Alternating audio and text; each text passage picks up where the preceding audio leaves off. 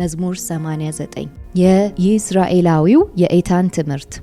ስለ እግዚአብሔር ምሕረት ለዘላለም እዘምራለሁ፣ በአፌም ታማኝነትን ከትውልድ እስከ ትውልድ እገልጻለሁ። ምሕረትህን ለዘላለም እንደምትመሰረት ታማኝነትህንም በሰማይ እንደምታጸና እናገራለሁ። አንተም እንዲህ ብለሃል፣ ከመረጥሁት ጋር ኪዳን ገብቻለሁ፣ ለባሪያዬ ለዳዊት ምያለሁ። ዘርህን ለዘላለም እተክላለሁ፣ ዙፋንህንም ከትውልድ እስከ ትውልድ አጸናለሁ። ሴላ። እግዚአብሔር ሆይ ሰማያት ድንቅ ሥራህን ታማኝነትህንም በቅዱሳን ጉባኤ መካከል ያወድሳሉ። በላይ በሰማያት ከእግዚአብሔር ጋር ማን ሊስተካከል ይችላል? ከሰማያውያን ፍጥረታትስ መካከል ማን እግዚአብሔርን ይመስለዋል? እግዚአብሔር በቅዱሳን ጉባኤ መካከል በጣም የሚፈራ በዙሪያውም ካሉት ሁሉ በላይ እጅግ የሚከበር ነው። የሰራዊት አምላክ እግዚአብሔር ሆይ እንዳንተ ያለ ማን ነው? እግዚአብሔር ሆይ አንተ ኃያል ነህ፣ ታማኝነትህም ከቦሃል። የባህርን ቁጣ ትቆጣጠራለህ፣ ሞገዱም ሲነሳ ጸጥ ታደርገዋለህ። አንተ ረዓብን የተሰየፈ ያህል አደቀቅኸው፣ በብርቱ ክንድህም ጠላቶችህን በተንሃቸው። ሰማያት ያንተ ናቸው፣ ምድርም ያንተ ናት። ዓለምንና በውስጧ ያለውን ሁሉ አንተ መሰረትህ። ሰሜንንና ደቡብን የፈጠርህ አንተ ነህ። ታቦርና አርሞኔም በስምህ ሐሴት ያደርጋሉ። አንተ ክንደ ብርቱ ነህ፣ እጅህ ኃያል ናት፣ ቀኝ እጅህም ከፍ ከፍ ያለች ናት። ጽድቅና ፍትህ የዙፋን መሰረቶች ናቸው።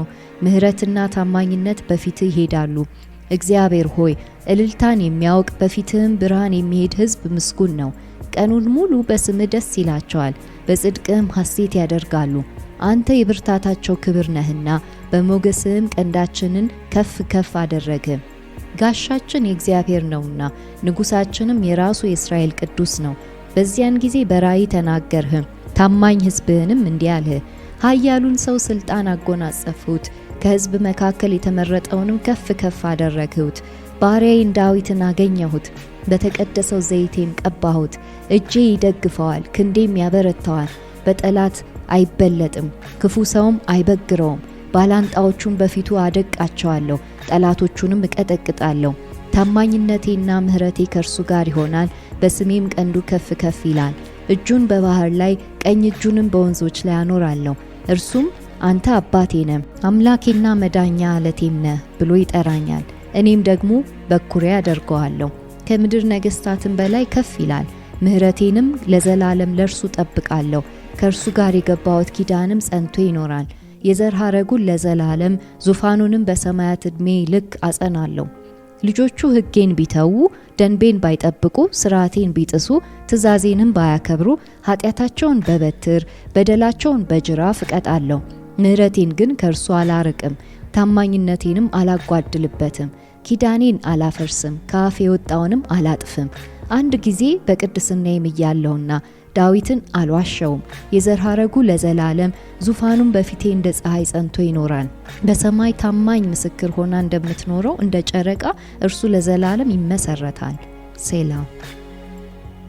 አሁን ግን ናቅኸው ጣልኸውም፣ የቀባኸውንም እጅግ ተቆጣኸው። ከባሪያ ጋር የገባኸውን ኪዳን አፈረስ። የክብር ዘውዱን ትቢያ ላይ ጥለ አቃለልኸው። ቅጥሩን ሁሉ አፈራረስ፣ ምሽጉንም ደመሰስ። አላፊ አግዳሚ ሁሉ ዘረፈው፣ ለጎረቤቶቹ መዘባበቻ ሆነ። የጠላቶቹን ቀኝ እጅ ከፍ ከፍ አደረግህ፣ ባላንጣዎቹም ሁሉ ደስ አላቸው። የሰይፉን ስለት አጠፍ፣ በጦርነትም ጊዜ አልረዳኸው። ግርማዊነቱን አጠፋህበት፣ ዙፋኑንም ከአፈር ደባለቅኸው። የወጣትነት ዘመኑን አሳጠርኸው፣ እፍረትንም አከናነብኸው። ሴላ። እግዚአብሔር ሆይ ይህ እስከ መቼ ይሆናል? ራስህንስ ለዘላለም ትሰውራለህን? ቁጣህስ እንደ እሳት የሚነደው እስከ መቼ ነው? ዘመኔ ምን ያህል አጭር እንደሆነች አስብ። የሰውን ልጆች እንዲያው ለከንቱ ፈጠርሃቸው። ሞትን ሳያይ ሕያው ሆኖ የሚቀር ሰው አለን? ራሱን ከሲኦል እጅ ማዳን የሚችል ማን ነው? ሴላ።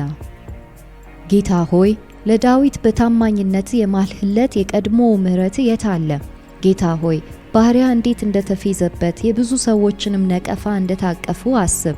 እግዚአብሔር ሆይ ጠላቶች የተሳለቁበትን የቀባኸውን ሰው እርምጃ የነቀፉበትን ሁኔታ አስብ። እግዚአብሔር ለዘላለም ይባረክ። አሜን አሜን። ከርዕሱ እንጀምር። የኢዝራኤላዊው የኤታን ትምህርት ይላል። ስለዚህ እስከ ዛሬ የተለያዩ ግለሰቦችን አይተናል። አሳፍን፣ የቆሬን ልጆችን፣ ኤዶታምን። ምናልባት ከኤዶታም ጋር አንድ አይነት ሰው ሊሆን ይችላል ተብሎ የሚታሰብ ሰው ነው ኤታን ከዚህ ቀደም የምናውቀው ይህን ስም ኤታን ኢዝራኤላዊው አንደኛ ነገሥት 4:31 ላይ እናገኘዋለን።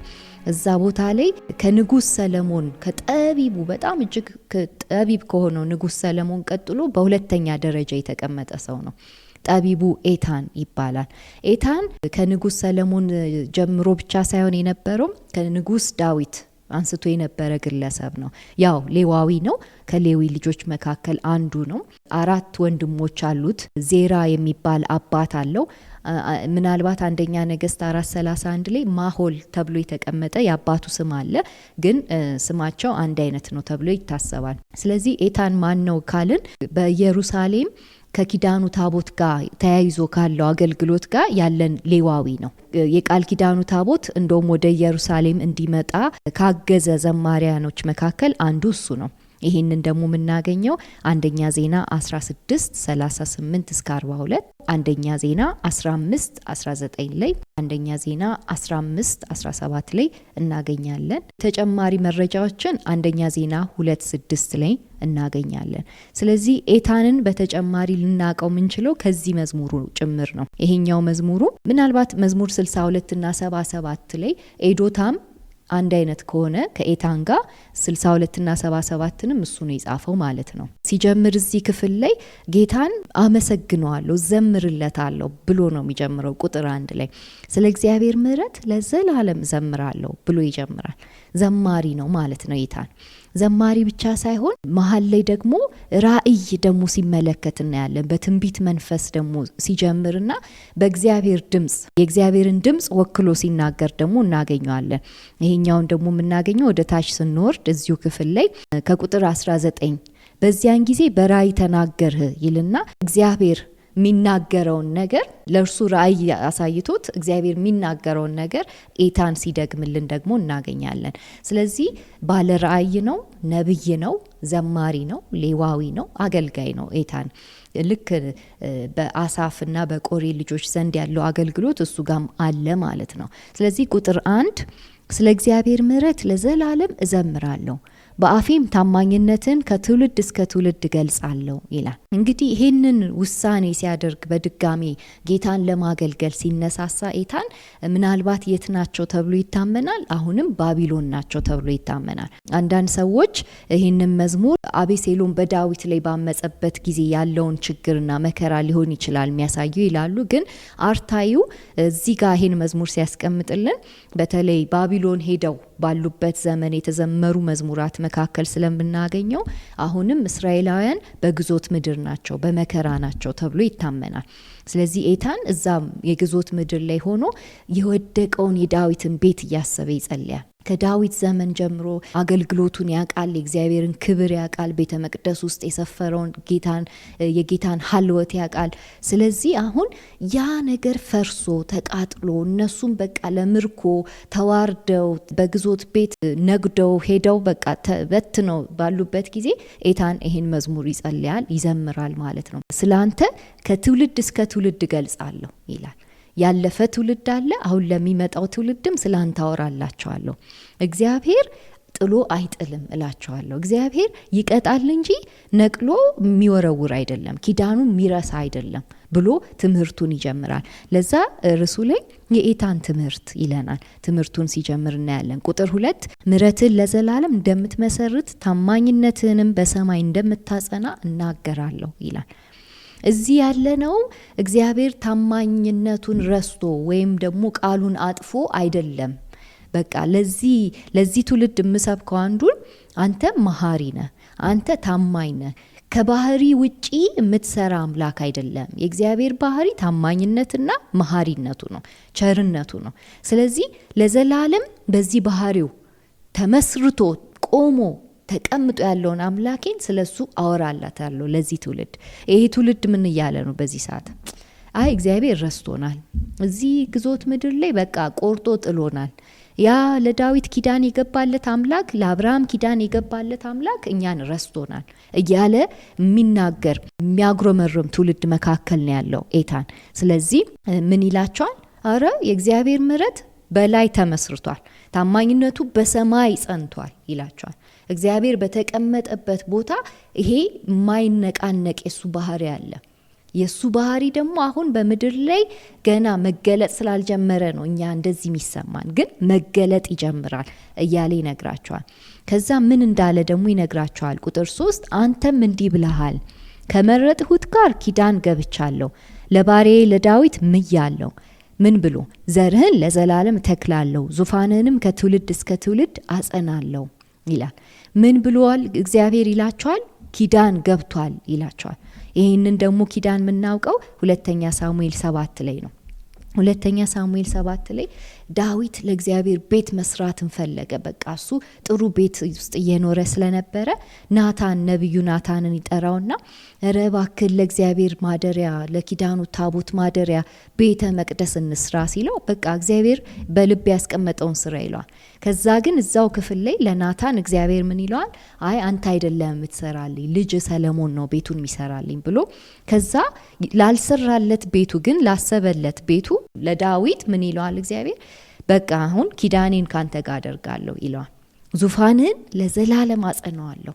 ለእኔ እንደዚህ ማሰብ ራሱ ሀልዎቴ የሚያርፍበትን ቤት ለማበጀት ማሰብ ራሱ ኪዳን እገባላለሁ ብሎ እግዚአብሔር ለዘላለም ኪዳን ሲገባለት እናያለን። ስለዚህ እሱን ነው የሚደግምላቸው ኤታን በትምህርት ውስጥ ታሪካቸውን ያሳያቸዋል።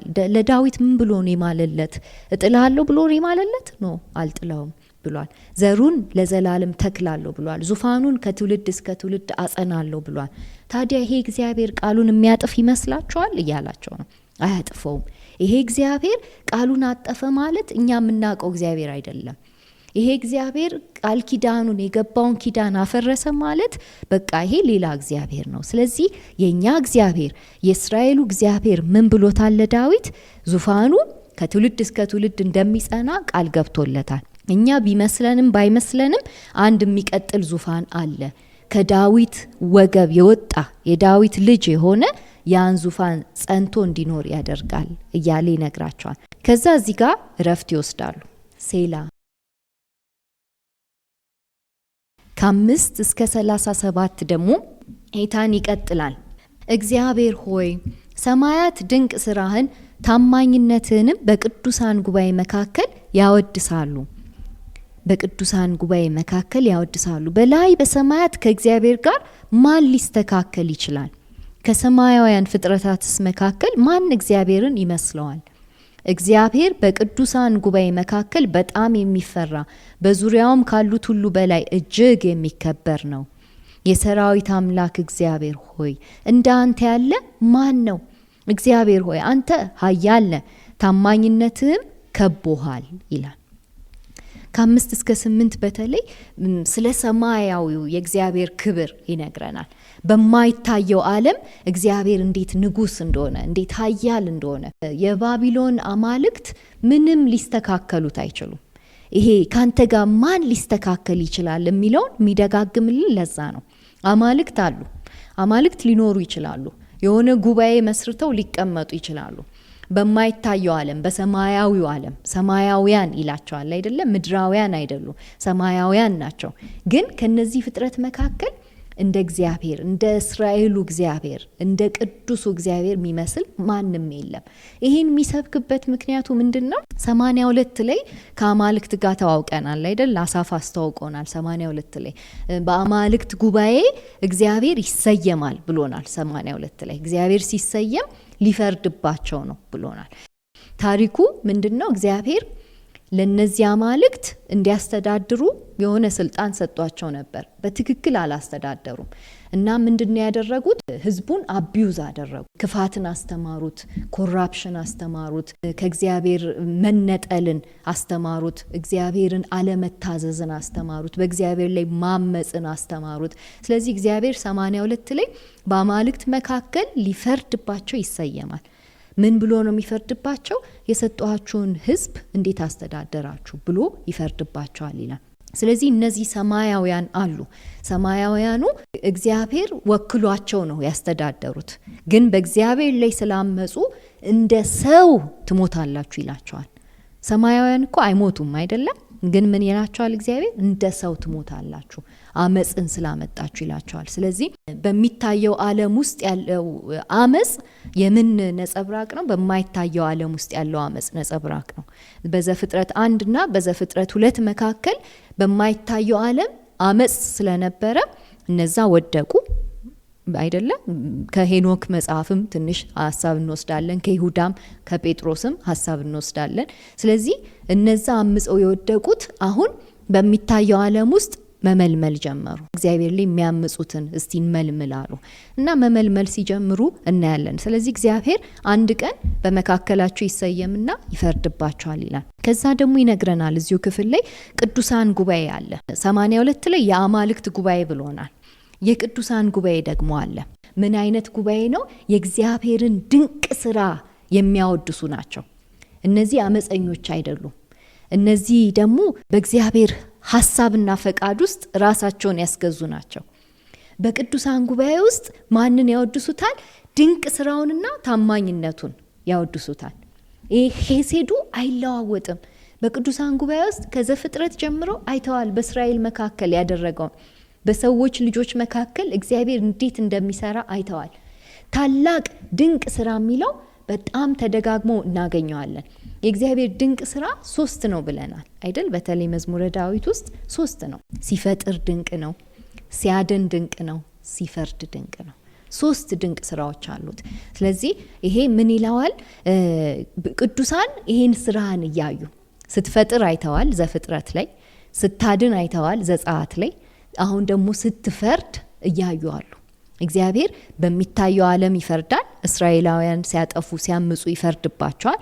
በማይታየው ዓለምም ይፈርዳል። እግዚአብሔር ላይ የሚነሳውን በእግዚአብሔር ሐሳብ ላይ የሚነሳውን የትኛውንም ሐሳብ እግዚአብሔር ይጥለዋል።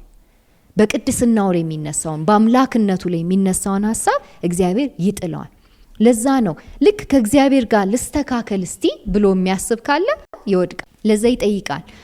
መልሱን እናውቀዋለን። ይጠይቀው ጥያቄ በላይ በሰማያት ከእግዚአብሔር ጋር ማን ሊስተካከል ይችላል ይለናል። ይታወቃል ይሄ መልስ ማንም የሚለው ነው። እግዚአብሔር የሚመስል ማንም የለም። በአማልክት መካከል እንደ እግዚአብሔር ያለ ማንም የለም። አማልክት ሊኖሩ ይችላሉ፣ እንደ እግዚአብሔር ግን አምላክ አይደሉም። ነገስታት ሊኖሩ ይችላሉ፣ እንደ እግዚአብሔር ግን ንጉስ አይደሉም። ጌቶች ሊኖሩ ይችላሉ፣ እንደ እግዚአብሔር ግን ጌታ አይደሉም። ስለዚህ ይሄ እግዚአብሔር ከፍጥረታት ሁሉ በላይ ያለ ፈጣሪ፣ ከጌታዎች ሁሉ በላይ ያለ ጌታ፣ ከነገስታት ሁሉ በላይ ያለ ንጉስ፣ ከዛ ፈጣሪ ነው። በቃ ከሁሉ በላይ ያለ ንጉስ ነው እያለ ያወድሰዋል። ኤታን ማንን ነው ለማስታወስ እየሞከረ ያለው? እስራኤላውያንን ነው። እንዳትዘነጉ፣ ይሄ አምላካችን አትዘንጉ፣ ድንቅ ስራ የሚሰራ አምላክ ነው ብሎ አሁን ታሪካቸውን ከመጎብኘቱ በፊት ስለ እግዚአብሔር ባህሪያት ይገልጽላቸዋል። እግዚአብሔር እኮ በማይታየው ዓለም ቅዱሳኑ የሚያመልኩት ናቸው፣ የሚያወድሱት ናቸው። አምልኮ አይቋረጥበትም። ስለዚህ እናንተ የዚህ አምልኮ ተሳታፊዎች እንድትሆኑ ነው የሚጠራችሁ እያለ ይነግራቸዋል።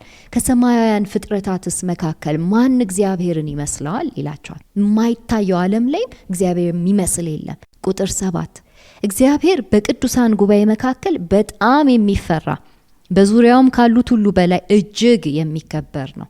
የቅዱሳን ጉባኤ በማይታየው ዓለም ያሉት ቅዱሳን በጣም ይፈሩታል ይላል። እጅግ ያከብሩታል። ማንነቱን ያውቃሉ፣ አምላክነቱን ያውቃሉ። በላያቸው ላይ አምላክ አድርገው ሾመውታል ይለናል። ስለዚህ በላይ ያለው ቅዱሳን ጉባኤ እንዲህ ከሆነ እዚህ በታች ያለው ምድር ላይ ያለው ቅዱሳን ጉባኤ ይሄንን ነው ማንጸባረቅ ያለበት። በመከራ ውስጥም ብትሆኑ እግዚአብሔር ይመለካል። በሁሉም ሁኔታ ውስጥ ስትሆኑ እግዚአብሔር ይመለካል። ምንን እያሰባችሁ አምልኩ? 3ቱን ድንቅ ስራዎች እያሰባችሁ አምልኩት።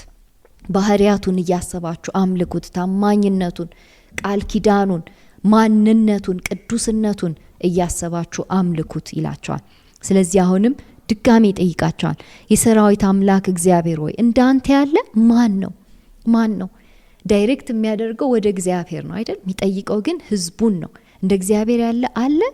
ባቢሎን ውስጥ ያሉ አማልክቶች እግዚአብሔርን ሊመስሉት ይችላሉ? አይችሉም። ስለዚህ እንዳትስቱ። ባቢሎናውያን ምንም ቢቀልዱባችሁ፣ አምላካችሁ ሊያድናችሁ አልቻለም ቢሏችሁ፣ የእናንተ አምላክ ከኛ አምላክ ያንሳል ቢሏችሁ እንዳትሰሟቸው እያላቸው ነው። እግዚአብሔር ሆይ አንተ ኃያል ነህ፣ ታማኝነትም ከቦሃል ይላል። ይሄ የእግዚአብሔርን ታማኝነት እጅግ ደጋግሞ ያነሳልናል። ለምንድነው? ልባቸው ተሸርሽሯል አይደል እስራኤላውያን። ይሄ እግዚአብሔር በቃ እንደው ለእስራኤል ታማኝነቱን ረስቶ ይሆን? እንደው በቃ ጥሎን በእንግዳ ምድር በቃ ጥሎን ሊሄድ ይሆን? ሀልዎቱን እንዳነሳው ሊቀጥል ይሆን? እግዚአብሔር መገኘቱን ከኛ ከልክሎ በቃ ሊተወን ይሆን? ተራ ሰዎች ልንሆን ይሆን እያሉ ነው። ስለዚህ ኤታን የእግዚአብሔር ታማኝነት እኮ ከቦታል። ይሄ ታማኝነቱ የሚሸረሸር አይደለም ወይ ክፍተት የሚገኝበት አይደለም። የእግዚአብሔር ታማኝነት ሙሉ እሱነቱን የከበበው ነገር ነው። ታማኝ አለመሆን አይችልም። እግዚአብሔር ሁልጊዜም ታማኝ ነው። ሁልጊዜ ኃያል ነው። ሁልጊዜ ታማኝ ነው። ሁልጊዜ ሁሉን ቻይ ነው። ሁልጊዜ ታማኝ ነው። ታማኝነቱ ከሁሉም አቅጣጫ ነው የሚመጣው። እግዚአብሔር እየቀጣም ታማኝ ነው። እግዚአብሔር ኃያልነቱን ኤክሰርሳይዝ እያደረገም ታማኝ ነው። እግዚአብሔር ሕዝቡን ትምህርት እያስተማረም ታማኝ ነው። እናንተ ናችሁ ላይሰማችሁ የሚችለው። አንዳንድ ጊዜ በቃ ጌታ የተዋችሁ ሊመስላችሁ ይችላል። እግዚአብሔር ግን ታማኝ ነው እያለ ያስታውሳቸዋል። ከዛ ታሪኩን አሁን ደግሞ መዘርዘር ይጀምራል። ታማኝነቱን ያሳየበትን ሁኔታዎች ያስታውሳቸዋል። ከእስራኤሉ ከቅዱሱ ታሪክ ቅዱስ ታሪክ አለ አይደለ? ከዘፍጥረት ጀምሮ ያላቸውን ታሪክ ስለዚህ ይጀምራል። ቁጥር 9 የባህርን ቁጣ ትቆጣጠራለህ፣ ሞገዱም ሲነሳ ጸጥ ታደርገዋለህ ይላል። ይሄ ፍጥረቱን የሚያስታውስ ስንኝ ነው። ዘፍጥረት 1 ላይ የእግዚአብሔር መንፈስ በውኆች ላይ ሰፎ ነበር ይለናል። ይሄንን አረፍተ ነገር ከመናገሩ በፊት የዘፍጥረት ጸሐፊ ምን ይለናል? ምድር ባዶ ነበረች፣ ጨለማ ነበረች፣ ቀውስ ነበረባት፣ ባህር እንደፈለገው ይፋንናል። ስለዚህ የእግዚአብሔር መንፈስ መጀመሪያ መጥቶ ምንድን ያደረገው? ቁጭ ማለት አለበት ባህር ላይ። ምን ለማድረግ? ጸጥ ለማድረግ አይደለ? የባህሩን ኃይል ሰብዱ ለማድረግ ለማስገዛት፣ ስልጣኑ የእግዚአብሔር ነው ለማለት። ለምንድን ነው ይሄን የሚነግረን? ባቢሎንና የባቢሎን ጎረቤት ሀገሮች፣ መካከለኛው ምስራቅ ውስጥ ያሉ ሀገሮች ሃይማኖታቸው እንዴት ነው? ይሄ ፍጥረት የተሰራው ባህርና ነፋስ ሲጣሉ ነው። ቲያማትና መርዱክ ሲጋጩ ነው። ቲያማት ጥልቅ ነው፣ መርዱክ ደግሞ የሆነው ጣዖት ነው። መተው ሲጋጩ የሆነ ጦርነት ሲያካሂዱ ይሄ ምድር ተሰራ። ስለዚህ የባህር አምላክ አለ፣ የነፋስ አምላክ አለ፣ የሆነው አምላክ አለ፣ የጥልቁ አምላክ አለ እና በባህር ውስጥ ያለው አምላክ ሊያሸንፍ ተሸንፏል። ለዛ ነው ፍጥረቱ አሁን የተሰራው የሚል ሀሳብ አላቸው። ስለዚህ ይህንን የባቢሎናውያንን የሚደጋገም ታሪክ የመጽሐፍ ቅዱስ ጸሐፊዎችም ያውቁታል። ምክንያቱም እስራኤላውያን በእነሱ መካከል ስለኖሩ እና እስራኤላውያንን ምን ይሏቸዋል? የእኛ አምላክ እኮ የእናንተን አምላክ አሸንፎ ነው እናንተን እዚህ ባሪያ ያረግናችሁ ይላቸዋል። ስለዚህ ይህን ታሪክ ይደግምላቸዋል። ዘፍጥረት ላይም ሲጻፍ የዘፍጥረቱ ጸሐፊ ልክ የእነሱን አማልክት በሚመታ መንገድ ነው የሚጽፈው። እናንተ ስለ ባህር አምላክ ምናምን ትላላችሁ፣ የእኛ አምላክ እኮ ሰማይን የሰራ ባህርን የሰራ ምድርን የሰራ ሁሉን ነገር በመንፈሱ ጸጥ አድርጎ የገዛ የተቆጣጠረ አምላክ ነው ብሎ ይጀምራል። ስለዚህ ልክ ሲጀምር የዘፍጥረት ጸሐፊ ለእነሱ ምላሽ በመስጠት ይጀምራል። የእግዚአብሔር መንፈስ የእናንተ አምላክ ላይ ስፍፍ ቁጭ ነው ያለበት ይላቸዋል። አስገዛው፣ ከእግሮቹ በታች አደረገው። ከዚያስ ውበትን አወጣ፣ ነገሮችን አስዋበ። መጀመሪያ ይሁን ያለው ብርሃን ነው ይሁን ያለው። ምን እያደረገ ነው? የጨለማውን አምላክ እየቀጣው ነው። የእናንተን አምላክ እየቀጣው ነው። ብርሃን ይሁን አለ። ከዛም ብርሃን ሆነ። ከዚያስ መልካም እንደሆነ አየ። የእናንተ አምላክ ቀውስ ለማድረግ ነበር የፈለገው። እግዚአብሔር ቀውሱን ጸጥ አደረገው። የባህሩን ሞገድ ጸጥ አደረገው። ቆንጆ የሆነውን ፍጥረት፣ ኦርደር የያዘውን ፍጥረት የኛ አምላክ ሰራ። እስራኤልን የወደደው አምላክ ሰራ። ሞገዱ ሲነሳ ጸጥ እያደረገ በመንፈሱ ባህሩን በቁጣው እየተቆጣጠረ እግዚአብሔር አምላካችን ጥንት ያደረገው ይሄንን ነው። ድንቅ ስራው ይሄ ነው ሲፈጥር የሰራው። ስለዚህ ዛሬም ይሄን መድገም አይሳነውም ይላቸዋል። ቁጥር 10 አንተ ረአብን የተሰየፈ ያህል አደቀቅኸው፣ በብርቱ ክንድህም ጠላቶችህን በተንሃቸው። ረአብ ይላል። ረአብ ያቺ ሴት አይደለችም። እሺ ኢያሱ ላይ ያለችው ረአብ ትምክት ወይም ኩራት ወይም ጥጋብ ያለበትን ፍጥረት ይወክላል። ይህ ፍጥረት ብዙ ጊዜ የማን ቅጽል ስም ነው? የግብጽ ቅጽል ስም ነው። ረአብ ዘፍጥረት ላይም አለ። የሚገርማችሁ ዘፍጥረት ላይ እንዳለ የምናውቀው ከግጥሞቹ ተነስተን ነው። እነዚህ ግጥሞች አሉ። መዝሙር ውስጥ አለ፣ ኢዮብ ውስጥ አለ፣ ኢሳይያስ ውስጥ አለ። እግዚአብሔር ሊፈጥር ሲል አዲስ ፍጥረትን ሊያደርግ ሲል ረአብ ይነሳሳል። ከባህር ውስጥ ብድግ ይላል። ሲሞንስተር ነው። ብድግ ይልና የእግዚአብሔርን ስራ ለመገዳደር ይሞክራል። ከእግዚአብሔር ሐሳብ ጋር ለመጋጨት ይሞክራል። የእግዚአብሔርን ፈቃድ በቃ ለመበጥበጥ ይሞክራል። ልክ መጀመሪያ ላይ የነበረውን ቀውስ ነው የሚፈልገው ረአብ። በቀውስ ውስጥ ነው መኖር የሚችለው የሚፈልገው። ቀውስ፣ ጨለማ፣ ሐዘን፣ መከራ የሚባሉ ነገሮች የረአብ ቦታ ናቸው። ረአብ እባቡ ነው። እባቡ ማለት ይቻላል ድራገን ነው። ስለዚህ የድራገን መኖሪያ እዛ ባህር ጋር ነው። እግዚአብሔር በባህር ላይ እየተራመደ መጣ ሲሉ ይሄ የሚታየውን ባህር ብቻ አይደለም እየነገሩን ያለው፣ በማይታየው ዓለምም እየተራመደበት ነው ይህንን ረአብ። ለዛ እዚህ ጋር ረአብን የተሰየፈ ያህል ያደቀዋል። ምክንያቱም ረአብ አዲስ ፍጥረትን አይፈልግም። ድሮም ዘፍጥረት ላይም አይፈልግም፣ አሁንም አይፈልግም። የእግዚአብሔር መንፈስ መጥቶ ግን ረአብን ጸጥ ያደርገዋል። ሰዎች አዲስ ፍጥረት ሊሆኑ ሲሉ ረአብ ይገዳደራቸዋል። ብርሃን ሊመጣ ሲል ረአብ ይገዳደራቸዋል። ከጨለማ ሊወጡ ሲሉ ረአብ ይገዳደራቸዋል። ከዛ ይሄ ስም ለማን ተሰጠ መሰላችሁ? ለግብጽ ተሰጠ። ግብጽም ራሷን እንደ ረአብ ትቆጥራለች። ደግሞ በኩራት ነው ራሷን እንደ ረአብ የምታየው። ምን ትላለች? የእስራኤሉን አምላክ ትገዳደረዋለች። ህዝብን አለቅም ትለዋለች። የኔ ባሪያዎች ሆነው ለዘላለም ለኔ እየሰሩ ይኖራሉ፣ እየለፉ ጉልበታቸውን በዝብዤ የኔን መንግስት አቋቁማለሁ ትላለች ግብጽ። ስለዚህ ረአብን እግዚአብሔር ቆሞ መሰየፍ ነበረበት። ተነስቶ ማድቀቅ ነበረበት። ማንን ነፃ ለማውጣት? ልጆቹን ነፃ ለማውጣት፣ የሱን ጠላቶች ለመበተን። የእግዚአብሔር ጠላቶች የልጆቹም ጠላቶች ናቸው። የእግዚአብሔር ጠላቶች የመሲሁም ጠላቶች ናቸው።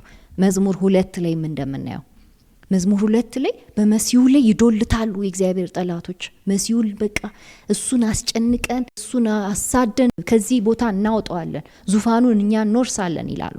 የረአብ መንፈስ አለባቸው መሲሁን የሚጠሉ። ስለዚህ ረአብን የተሰየፈ ያህል ያደቀዋል። ፍጥረቱ ላይ ያደርጎታል ዘፍጥረት ላይ፣ አሁንም ግብጽ ላይ ያደርገዋል ዘጸአት ላይ ማለት ነው።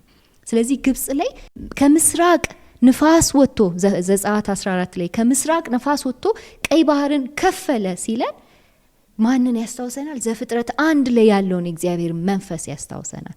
የእግዚአብሔር መንፈስ መጥቶ ቀይ ባህርን መክፈል ነበረበት። ለምንድን ነው? ረአብ እዛ ውስጥ ሆኖ ህዝቡን እጎርሳለሁ ይላል። አይሻገርም፣ ከጨለማማ አይወጣም እያለ ይደነፋል። ስለዚህ እግዚአብሔር ጭጭ ሲያደርገው ደረቅ ነው የሚያደርግበት። በቃ ሊጎርስ ያለበትን ነገር ደረቅ መሻገሪያ አድርጎ ህዝቡን ያሻግራቸዋል። ለምንድን ነው? እግዚአብሔር አዲስ ፍጥረትን በመንፈሱ ማድረግ ስለሚችል። ይህን ከሌላውም ክፍል ማየት ጥሩ ነው። ኢዮብ 26 ጋር እንሂድ። ኢዮብ 26 ሙሉን ይሄንን ይናገራል። ኢሳይያስም ይሄንን ይናገራል። ኢሳይያስ 51 እና ኢዮብ 26። ከኢዮብ 26 ልጀምር። ስለ ፍጥረቱ ነው የሚናገረው። ምናልባት ሁሉንም ላንብብላችሁ። ኢዮብም እንዲህ ሲል መለሰ፣ ኃይል የሌለውን ምንኛ ረዳኸው፣ ደካማውንስ ምንኛ አዳንኸው፣ ጥበብ የሌለውን ምንኛ መከርኸው፣ ታላቅ እውቀትንስ ምንኛ ገለጥህለት። ይህን ቃል እንድትናገር ይረዳ ማን ነው? የማንስ መንፈስ በአንደበት ተጠቀመ? ከውሆችና በውስጣቸው ከሚኖሩ በታች ያሉ የሙታን መንፈስ በጭንቅ ላይ ናቸው። ሲኦል በእግዚአብሔር ፊት ራቁቷን ናት፣ የጥፋትንም ስፍራ የሚጋርድ የለም። የሰሜንን ሰማይ በውሃው ላይ ዘረጋው፣ ምድርንም እንዲያው በባዶ ላይ አንጠለጠላት። ውሆችን በደመናዎቹ ይጠቀልላል፣ ክብደታቸውንም ደመናዎቹን አይሸነቁርም። ደመናዎቹን በላዩ ዘርግቶ የሙሉውን ጨረቃ ፊት ይጋርዳል። ለብርሃንና ለጨለማ ድንበር ይሆን ዘንድ በውሆች ላይ የአድማስ ክበብ አበጀ። የሰማይ ምሰሶች ይንቀጠቀጣሉ፣ በተግሳጹም ይደነግጣሉ። በኃይሉ ባህርን ያናውጣል፣ በጥበቡም ረአብን ይቆራርጣል። በስትንፋሱ ሰማያትን አጠራ፣ እጁም ተወርዋሪውን እባብ ወጋች። እነዚህ የሥራው ዳር ናቸው። ስለ እርሱ የሰማነው ምንኛ አነስተኛ ነው፣ የኃይሉንስ ነጎድጓድ ማን ሊያስተውል ይችላል ይለናል። ዘፍጥረት ላይ የሆነውን ነገር ኢዮብ እየደገመልን አለ። በግጥም መልክ በቅኔ መልክ ነው የሚደግምልን። እግዚአብሔር እኮ ቀውስን ጸጥ አድርጎ ነው አዲስን ስራ የሚሰራው። ሁልጊዜም አዲስ ስራ አዲስ ፍጥረት ከመሆኑ በፊት ቀውስ ይነሳሳል፣ ባህር ይናወጣል፣ ረዓብ ይነሳሳል። እግዚአብሔር ግን በጥበቡ ምን ያደርጋል? ረዓብን ቁርጥርጥርጥ ያደርገዋል ይላል። አዲስ ፍጥረትን ማድረግ ይችላል። በሰዎች ልብም ይሄን መስራት ይችላል። ያኔ በሰማያት ላይ ይሄን የሰራ በምድር ላይ ይሄን የሰራ እቺ እኮ እንደው ስለ ስራው ዳርዳሯን የሰማ ነው ይለናል ኢዮብ። ይሄ ዳርዳሩ ነው። በቃ ሙሉንማ ከሰማን ፌንት እንነቅላለን እያለ ነው አይደል ኢዮብ? በቃ ሙሉንማ አትችሉትም የእግዚአብሔርን ስራ እያለ ይነግረናል። ኢሳይያስ 51 ስለ ድነት ኢሳይያስ ሲናገር ያለበት ክፍል ነው። እግዚአብሔር እናንተን ይመልሳቸዋል እያላቸው ነው እስራኤላውያንን። እንደዚህ ይላል ቁጥር 9 ጀምሮ ላንብብ። የእግዚአብሔር ክንድ ሆይ ተነስ ተነስ፣ ኃይልን ልበስ፣ እንዳለፉት ዘመናት በጥንት ትውልዶችም እንደሆነ ሁሉ ተነስ። ረዓብን የቆራረጠ ታላቁን ዘንዶ የወጋ አንተ አይደለህምን ይላል። የዳኑት እንዲሻገሩ ባህሩን የታላቁን ጥልቅ ውሆች ያደረቀ በጥልቁም ውስጥ መንገድ ያበጀ አንተ አይደለህምን? እግዚአብሔር የተቤዣቸው ይመለሳሉ፣ በዝማሬ ወደ ጽዮን ይገባሉ፣ የዘላለማዊ ደስታን አክሊል ይቀዳጃሉ፣ ተድላና ደስታ ያገኛሉ፣ ሐዘንና ልቅሶም ከእነርሱ ይሸሻል ይላል። አያችሁ እዚህ ቦታ ላይ 89 ላይ ስለ ረዓብ ኤታን ሲያነሳልን እነዚህንም ያስተጋባል። የኢዮብን ሐሳብ ያስተጋባል። ምንድነው? ረዓብ ሁልጊዜም የእግዚአብሔርን ሕዝብ ባሪያ አድርጋ ማስቀረት የምትፈልግ ነች። ዘንዶ ከጥንት ጀምሮ ያለው ዘንዶ የእግዚአብሔርን ሕዝብ ባሪያ አድርጎ ለሱ እየገበረ እንዲኖር የሚፈልግ መንፈስ አለ። እግዚአብሔር ግን ዘፍጥረት ላይ አድርጎልናል፣ ቆራርጦልናል። ዘጸአት ላይ ቆራርጦልናል። እኛን እንደ ህዝብ ሲያወጣን ቆራርጦልናል። ስለዚህ አሁን ባቢሎን ውስጥም እያለን የባቢሎንን ዘንዶ ይቆራርጥልናል፣ በሰይፍ ይቆራርጥልናል። ይሄ ጥጋበኛውን መንፈስ አለቅም የሚለውን ያስለቅቀዋል። ሳይወድ ሳይሆን በግዱ አይደለ፣ የግዱን ይለቀናል እያለ ኤታን ያስታውሳቸዋል። ስለዚህ ይሄን ሰማይ በመንፈሱ ውበት እንዲያገኝ ያደረገው እግዚአብሔር ይሄው እግዚአብሔር በራሪቱን እባብ በእጁ ይወጋልናል እያለ ይነግራቸዋል። ስለዚህ እባቡ የተወጋ ነው። በቃ አሁን በስራ ላይ ነው እግዚአብሔር በስራ ላይ ነው፣ ነፃ ያወጣናል እያለ ይነግራቸዋል። ሰማያት ያንተ ናቸው ይላል 89:11 ምድርም ያንተ ናት፣ ዓለምንና በውስጡ ያለውን ሁሉ አንተ መሰረት። የሆኑ አማልክቶች አይደሉም የሚገዟቸው። ሰማይ በሙሉ ያንተ ነው፣ ምድር በሙሉ ያንተ ነው። በምድርም በታች ያለው ሁሉ ያንተ ነው። በዓለም ውስጥ ያለው ሁሉ ያንተ ነው። እንደ ኤንድ መጨረሻ ላይ አምላክ የሚነግስ አምላክ አንተ ብቻ ነህ። ለአማልክቱ እንዲያስተዳድሩ የሰጣቸውን መልሰ ትወስዳለህ። በማን በኩል? በመሲሁ በኩል አይደለ? ከመዝሙራቱ እንደምንረዳው በመሲሁ በኩል አሁን የዳዊት ዙፋን ላይ ልትቀመጥ አለክ። ለዘላለም በምድር ሁሉ ላይ ልትነግስ አለክ። ሁሉም ያንተ ነው ይላል። 82 ላይም አሳፍ ሲጨርስልን እንደሱ ነው ያለው አይደለም? እነዚህ አማልክት ፌል ስላደረጉክ በመሲህ በኩል በምድር ሁሉ ላይ ትገዛለህ ብሎ ነው አሳፍ የጨረሰው። በምድር ሁሉ ላይ ትገዛለህ፣ ምድር ሁሉ ያንተ ርስት ናት ይለዋል። ርስት አድርጎ መጀመሪያ እስራኤልን መርጧት ነበር፣ ምድርን ሁሉ አህዛብን ሁሉ ወደ እግዚአብሔር እንድታመለክት።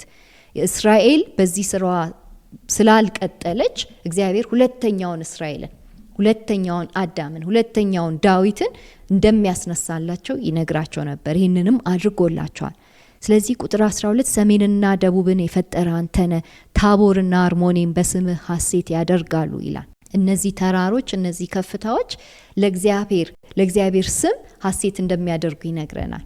ታቦርም አርሞኔምም እነዚህ ሰሜንና ደቡብ እያለ የሚነግረን አሉ። የሆኑ ዋልታዎችና የሆኑ ጫፎች አሉ። አማልክቱ ይገዟቸዋል፣ አማልክቱ ይቀመጡባቸዋል ተብለው የሚታመኑ ናቸው። እነሱ ጫፎች ሁሉ የእግዚአብሔር ነው ይላቸዋል። ማንም አማልክት በዚህ ምድር ላይ አይሰለጥንም። እግዚአብሔር መጨረሻ ላይ ሁሉንም ሲጠቀልል ለእግዚአብሔር ስም ምስጋና ያቀርባሉ፣ ለእግዚአብሔር ስም በደስታ ዝማሬን ያቀርባሉ እያለ ይነግራቸዋል። ቁጥር 13 አንተ ክንደ ብርቱ ነህ፣ እጅህ ኃያል ናት፣ ቀኝ እጅህም ከፍ ከፍ ያለች ናት። ስለ እግዚአብሔር ብርታት፣ ስለ እግዚአብሔር ስልጣን፣ ስለ እግዚአብሔር ኃያልነት በተለያየ መንገድ ይገልጥልናል። ክንዱ ብርቱ ነው፣ እጁ ኃያል ነው፣ ቀኝ እጁ ከፍ ያለ ነው።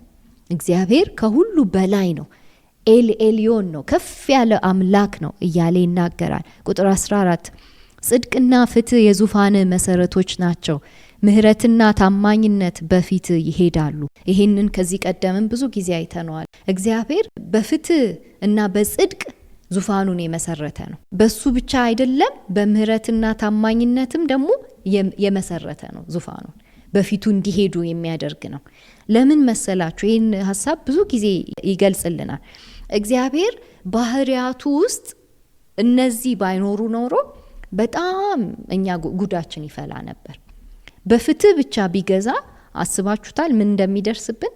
ወይ በጽድቅ ብቻ በቃ በትክክለኛው መንገድ ብቻ ለእግዚአብሔር ማንም የሚተርፍ አይኖርም፣ ማንም አይተርፍም። ግን እግዚአብሔር ምን ያደርጋል?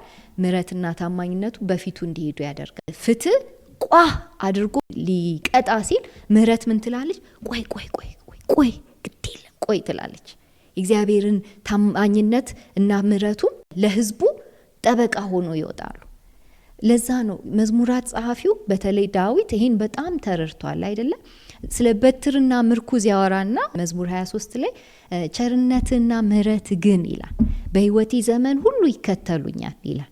እነሱ እኮ ባይከተሉኝ ወደ እግዚአብሔር ቤት መግባት አልችልም ነበር ይላል። የእግዚአብሔር ቤት ተከታትለው የሚያስገቡኝ ምህረቱና ቸርነቱ ናቸው። በበትሩ ቢሆን አልተርፍም።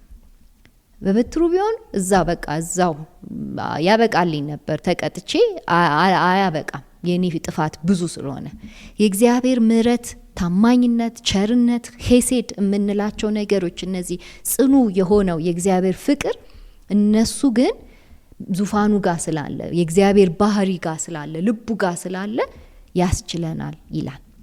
ይህንን ይናገራል። የእግዚአብሔር ዙፋን በእውነት በፍትና በጽድቅ ብቻ ስላልሆነ ተመስገን በሉ፣ እግዚአብሔርን አወድሱት እያለ ይነግራቸዋል። ቁጥር 15 እግዚአብሔር ሆይ እልልታን የሚያውቅ በፊትህም ብርሃን የሚሄድ ህዝብ ምስጉን ነው ይላል። የፊቱ ብርሃን አለ አይደል? የእግዚአብሔር የፊቱ ብርሃን ዘኍልቍ 6 ላይ ያለው የካህናቱ ቡራኬን ያስታውሰናል። እግዚአብሔር ፊቱን ያብራላችሁ ብለው ይባርካሉ ህዝቡን። እግዚአብሔር ፊቱን ሲያበራ የእግዚአብሔር ጸጋ መጣልን ማለት ነው። እግዚአብሔር ራራልን ማለት ነው። ስለዚህ አምልኮን እልልታን የሚያውቅ ህዝብ በእግዚአብሔር ምህረት ውስጥ ይሄዳል፣ በእግዚአብሔር ብርሃን ውስጥ ይሄዳል እና ህዝብ ደግሞ ምስጉን ነው ይላል። ምስጉን ነው የሚለው ከዚህ ቀደም መዝሙር 1 ላይ በክፎች ምክር የማይሄድ በኃጢአተኞች መንገድ የማይቆም በዋዘኞች ወንበር የማይቀመጥ እሱ ምስጉን ነው፣ እሱ የተባረከ ነው ይለናል። ስለዚህ አሁን የተባረከው ደግሞ በዚህ በእግዚአብሔር ሀልዎት ውስጥ የሚሄድ ህዝብ ነው። ይሄ እግዚአብሔር መገኘት ሁሌ የሚከተለው ህዝብ ምስጉን፣ ከሀልዎቱ የማይወድቅ ህዝብ። የት ናችሁ ዛሬ? ባቢሎን። ሀልዎቱን እንዲተዋችሁ አትፍቀዱ። ባቢሎንን ብትሆኑ የዚህ በጣም በቃ ሌላ አማልክት የሚመለክበት መሃል ብትሆኑ የእግዚአብሔር ሀልዎት አብሯችሁ ይሁን። ለዚህ እግዚአብሔር እልልታን አቅርቡለት። ይህን እልልታ ካወቃችሁ በእግዚአብሔር ብርሃን ውስጥ ትመላለሳላችሁ ይላቸዋል። ቁጥር 16 ቀኑን ሙሉ በስምህ ደስ ይላቸዋል። እነማን ናቸው? ይሄ ህዝብ፣ በሀልዎት ውስጥ ያለው ህዝብ ቀኑን ሙሉ በምንድን ነው ደስ የሚላቸው? በእግዚአብሔር ስም። ስሙ ማለት ማንነቱ በሙሉ አይደለ? የእግዚአብሔር ስም ውስጥ ማንነቱ አለ። በዚህ ስም ደስ ይላቸዋል። የካህናቱ ቡራኬም ሲያርፍብን የእግዚአብሔር ስም ተሸካሚዎች እንሆናለን አይደል? ዘኍልቍ 6 ላይ እንደሱ ነው የሚሏቸው። 22 እስከ 26 ምን ይላል? የኔ ስም በህዝቡ ላይ የሚቀመጠው ልክ ካህናቱ ይሄን ቡራኬ ሲሰጧቸው ብሏቸዋል። አይገርምም? እግዚአብሔር ሀልዎቱ እንዲያርፍባቸው ስሙን ይሰጣቸዋል። ስሙን ደግሞ የሚቀበሉት በቡራኬ ነው። እግዚአብሔር ፊቱን ያብራላችሁ ሲባሉ ስሙን ይቀበሉታል ቆመው እና እግዚአብሔር ሀልዎት ተሸካሚዎች ይሆናሉ። ስለዚህ በስሙ ደስ የሚላቸው አብሮነቱም ስላለ ነው። አብሮነቱ ሀልዎቱ በመካከላችሁ ይገኛል። ይሄን ስሙን ሲያሰላስሉት በጽድቅህም ሐሴት ያደርጋሉ። የእግዚአብሔር ጽድቅ ትክክል ነው ይላሉ። እግዚአብሔር ሲቀጣ ትክክል ነው፣ እግዚአብሔር ሲያስተካክለን ትክክል ነው እያሉ ሐሴት ያደርጋሉ። 17 አንተ የብርታታቸው ክብር ነህና በሞገስህም ቀንዳችንን ከፍ ከፍ አደረገ። እነሱ ብርቱ የሆኑት በአንተ ክብር ነው። የብርታታቸው ክብር ነህ አንተ። በሞገስ ደግሞ ሞገስ ሲሰጣቸው ደግሞ ኃይላቸው ከፍ ከፍ ይላል፣ ብርቱ ያደርጋቸዋል። ጥንካሬያቸው በማን ነው የሚገኘው? በእግዚአብሔር ነው የሚገኘው። ጋሻችን የእግዚአብሔር ነውና ልዑላችን እግዚአብሔር ነውና ይሉታል። ንጉሳችንም የራሱ የእስራኤል ቅዱስ ነው። የእስራኤል ቅዱስ አንድ አምላክ አለ እያሉ በላያቸው ላይ ይህንን አምላክ ድጋሜ ሲሾሙት እናያለን። ይህን ማድረግ ደግሞ ትክክል ነው አይደል? ባሉበት አውድ ውስጥ ይህንን ጮክ ብለው መናገራቸው ትክክል ነው። ማን ነው የኛ ልዑል? ማን ነው የኛ ንጉስ? ራሱ የእስራኤል ቅዱስ ይላሉ። በአማልክቶች ፊት መካከል ቆሞ አንድ አምላክ ነው ያለው ብሎ ይናገራሉ። አንድ አምላክ የእስራኤል ቅዱስ አለ። ቁጥር 19 አሁን ራእዩ ይጀምራል። ነብይ ነው ኤታን። ስለዚህ በነብይነቱ የሰማውን ያደመጠውን ነገር ሊነግረን ይጀምራል። በራእዬ ውስጥ ይላል ኤታን፣ በራእዬ ውስጥ እግዚአብሔር ሲናገር ሰማሁት። ለታማኝ ለሆነው ህዝቡ እግዚአብሔር እንዲህ ይላል ይለናል። ኃያሉን ሰው ስልጣን አጎናጸፉት፣ ከህዝብ መካከል የተመረጠውንም ከፍ ከፍ አደረግሁት። ባሪያዬን ዳዊትን አገኘሁት፣ በተቀደሰው ዘይቴም ቀባሁት። እጄ ይደግፈዋል፣ ክንዴም ያበረታዋል። በጠላት አይበለጥም፣ ክፉ ሰውም አይበግረውም። ባላንጣዎቹም በፊቱ አደቃቸዋለሁ፣ ጠላቶቹንም እቀጠቅጣለሁ። ታማኝነቴና ምህረቴ ከእርሱ ጋር ይሆናል፣ በስሜም ቀንዱ ከፍ ከፍ ይላል። እጁን በባህር ላይ ቀኝ እጁንም በወንዞች ላይ አኖራለሁ። እርሱም አንተ አባቴ ነህ፣ አምላኬና መዳኛ አለቴም ነህ ብሎ ይጠራኛል። እኔም ደግሞ በኩሬ አደርገዋለሁ። ከምድር ነገስታትም በላይ ከፍ ከፍ ይላል። ምህረቴንም ለዘላለም ለእርሱ ጠብቃለሁ፣ ከእርሱ ጋር የገባሁት ኪዳንም ጸንቶ ይኖራል። የዘር ሐረጉን ለዘላለም ዙፋኑንም በሰማያት ዕድሜ ልክ አጸናለሁ ይላል። አላለቀም፣ ቃሉ ይቀጥላል። ግን የመጀመሪያውን ክፍል እናውራው። የመጀመሪያው ክፍል በነብዩ ኤታን የሚነገረን ስለ ዳዊት መመረጥ ነው አይደለ? እግዚአብሔር ዳዊት እንደመረጠው በድጋሚ ለኤታን ይነግረዋል። ኤታን አሁን እኮ ዳዊት በህይወት የለም አይደለም። ዳዊት የዳዊት ልጆች ራሱ የት እንደገቡ አይታወቅም። ዘራቸው በቃ አሁን በፍለጋ በነዝራ ሰመን በፍለጋ ይገኛሉ። በእርግጥ የዳዊትን ዘር በደንብ ይቆጥሩታል፣ ምክንያቱም የንጉሱ ዘር ስለሆነ። ስለዚህ ኤታን እግዚአብሔር ሲናገረው ምን ይለዋል? አንዴ እኮ ምያለሁ እና ከዚህ ህዝብ መካከል ማለትም ከእስራኤላውያን መካከል እስራኤላውያንንም ሲመርጥ እንዲያገለግሉት ነው። አሁን ደግሞ አንድ እንዲያገለግለው ህዝቡን ወክሎ በሱ ፊት እንዲቀርብና እሱን ወክሎ በህዝቡ ፊት እንዲቀርብ አንድ ደግሞ ከህዝቡ መካከል መርጫለሁ። እሱን ከፍ ከፍ አድርጌዋለሁ፣ ስልጣን አጎናጽፌዋለሁ። በእኔ ህዝብ ላይ እንዲነግስ የኔ ተወካይ እንዲሆን ስልጣን ሰጥቼዋለሁ። ባሪያዬ ዳዊትን አግኝቼዋለሁ እና ደግሞ በዘይቴ ቀብቼዋለሁ። ቅባት አለ፣ መሲ ነው፣ መሲያኒክ የሆነ ቅባት አለ እሱ ላይ፣ መሪ ነው እያለው ነው። ስለዚህ እጄ ደግፎ ይዘዋል፣ ክንዴ ያበረታዋል። እኔ ነኝ ከጎኑ ያለሁት። እኔ ከጎኑ ስላለው በጠላት አይበለጥም። እግዚአብሔርን በማይፈልግ አይበለጥም። የእግዚአብሔርን መሲ አንፈልግም፣ በእኛ ላይ እንዲነግስ አንፈልግም በሚሉ አይበለጥም። ሳኦል ቢነሳበት፣ አቤሴሎም ቢነሳበት፣ በኋላ ሳቤኤ የሚባል ቢነሳበት፣ ቢንያማዊ ሳቤኤ ቢነሳበት አይበልጡትም። ጠላቶች፣ ክፉ ሰዎች አይበግሩትም። ባላንጣዎቹን አደቅለታለሁ፣ ጠላቶቹን እቀጠቅጥለታለሁ። ከዚያስ ታማኝነቴና ምህረቴ ሄሴዴ ከእርሱ ጋር ይሆናል፣ በስሜም ቀንዱን ከፍ ከፍ አደርገዋል ይላል። ይሄ የማይለዋወጥ ጽኑ ፍቅሬ ከእርሱ ጋር። ለዳዊት በጣም ብዙ ውጣ ውረዶች አልፏል። ተሰዷል፣ ዙፋኑን ሊቀማ በጣም ብዙ ጊዜ ተሞክሮበታል፣ ሊገደል ተሞክሯል። ብዙ ጊዜ ብዙ አይነት ሙከራ ተደርጎበታል። ግን የማይለዋወጥ ጽኑ ፍቅሬ ከእርሱ ጋር ይሆናል፣ በስሜ ደግሞ ኃይሉን ከፍ ከፍ። ቀንድ ማለት የኃይል መገለጫ ነው፣ የመውጊያ መገለጫ ነው አይደል? መውጊያውን ከፍ ከፍ አደርግለታለሁ። የሚወርሰው ነገር አለ። ከተማዬን ያጸናታል። የእግዚአብሔር ስም የሚጠራባትን ከተማ ጽኑ አድርጎ ይሰራታል፣ ከፍ ከፍ አድርገዋል ይላል። ከዚያስ እጁን በባህር ላይ፣ ስለ ባህር አውርተናል። ቀኝ እጁንም በወንዞች ላይ አኖራለሁ። ቅድም በባህር ላይ የእግዚአብሔር መንፈስ መጥቶ ጸጥ ጭጭ አድርጎታል አይደል? የባህሩን ኃይል የሚታየውንም የማይታየውንም የባህሩን ኃይል እግዚአብሔር ጭጭ ያደርጋል። ስለዚህ መንፈሳዊ የሆነ ስልጣን ሰጥቼዋለሁ። እጁን በባህር ላይ አድርጌያለሁ ሲል ስልጣን ሰጥቼዋለሁ። እግዚአብሔር በባህሩ ላይ እንደነበረ ያ ስልጣኑ እንደታየ ይሄኛውን ባሪያዬ ስልጣኑ ይታያል ይላል። እርሱም አንተ አባቴ ነህ፣ አምላኬና መዳኛ አለቴም ነህ ብሎ ይጠራኛል። የእግዚአብሔርን አባትነት፣ አምላክነት፣ አዳኝነት፣ አለትነት ይናገራል። ዳዊት በላዩ ላይ ይህን ትልቁን እግዚአብሔርን ንጉሥ አድርጎ ይሾመዋል። እግዚአብሔር ደግሞ ድጋሜ ደግሞ ይሾመዋል። በኩሬ አደርገዋለሁ። በኩር ማለት በመወለድ የሚገኝ ስልጣን አይደለም። ብዙ ጊዜ በመወለድ ሊመጣ ይችላል። ግን ዳዊት የመጀመሪያ ልጅ አልነበረም ከቤቱ። እግዚአብሔር ግን ልክ እንደ መጀመሪያ ያለ ሹመትን ይሰጠዋል። ልክ እንደ ያዕቆብ አይደል? ያዕቆብም በኩር አልነበረም፣ ኤሳው ነበር በኩር። ግን በኩር ተደርጓል በእግዚአብሔር በረከት። በዚህ አካሄድ የዳዊት ልጆችም መካከል ሰለሞን የመጀመሪያ ልጅ አይደለም። ሰለሞን ግን በኩር ሲደረግ እናያለን። ስልጣን ሲተላለፍለት፣ የገዢነት፣ የአለቅነት፣ የባለስልጣንነት፣ ንጉስነት ስልጣን በኩር ላሉ ነው ሲተላለፍ እናያለን። ስለዚህ ዳዊትም በዚህ አካሄድ በኩር ተደርጓል፣ ስልጣን ተሰጥቶታል። ከዚያ ምን ይለዋል? ከምድር ነገስታትም በላይ ከፍ ይላል ይላል። ማንም አይቋቋመውም የዳዊትን መንግስት ይላል።